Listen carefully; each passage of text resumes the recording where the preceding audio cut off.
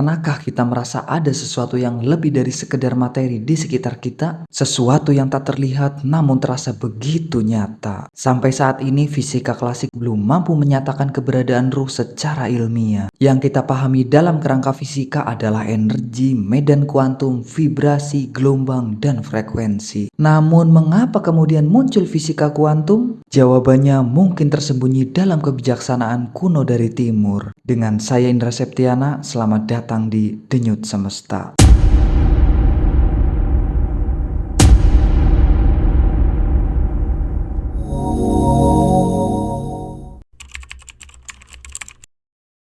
Fisika kuantum dengan segala keanehan dan paradoksnya ternyata memiliki akar yang mengejutkan dalam filsafat timur. Ajaran Taoisme dengan konsep Tao yang tak terlukiskan, Buddhisme dengan pemahaman tentang kekosongan dan kesadaran, serta Hinduisme dengan konsep Atman atau diri sejati yang terhubung dengan Brahman atau realitas tertinggi. Semuanya membahas gagasan-gagasan yang sangat mirip dengan konsep ruh atau kesadaran universal. Para ilmuwan di abad ke-20 terinspirasi oleh pemikiran-pemikiran ini. Mereka mulai mempertanyakan batas-batas fisika klasik dan mendorong eksplorasi ke ranah yang lebih dalam.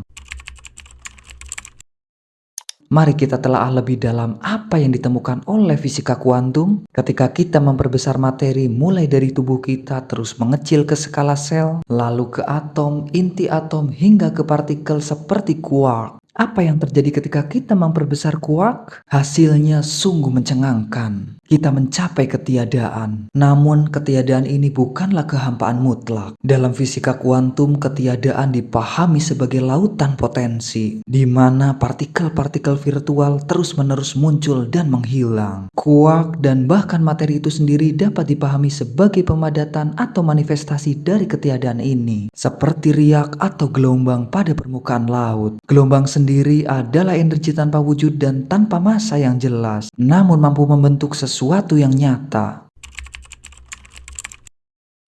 Jika materi pada dasarnya berasal dari ketiadaan, lalu bagaimana dengan kita? Jika kita terus melihat ke dalam diri kita pada level kuantum, bukankah kita juga pada dasarnya adalah ketiadaan yang termanifestasi? Inilah titik di mana konsep ruh menemukan resonansinya dalam fisika kuantum. Ruh, jika kita pahami sebagai sesuatu yang non-material, tidak memiliki wujud fisik atau massa, ia adalah kekosongan. Namun justru dari kekosongan inilah muncul energi yang luar biasa. Energi inilah yang menggerakkan metabolisme tubuh kita, menciptakan medan gaya di sekitar kita, bahkan memengaruhi realitas di tingkat yang lebih halus. Beberapa fisikawan kontemporer seperti Amit Goswami dengan teorinya tentang conscious realism berpendapat bahwa kesadaran bukanlah produk sampingan dari otak, melainkan fondasi utama dari segala eksistensi.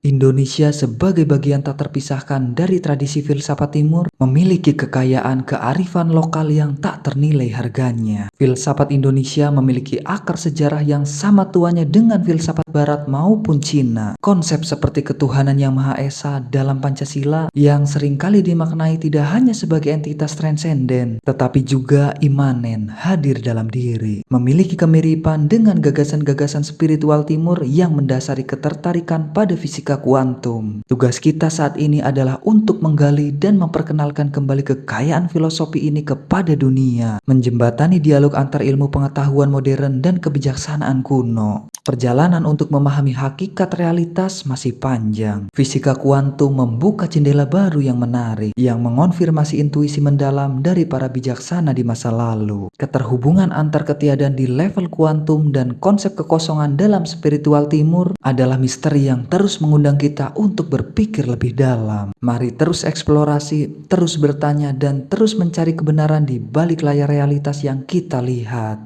Wassalamualaikum warahmatullahi wabarakatuh.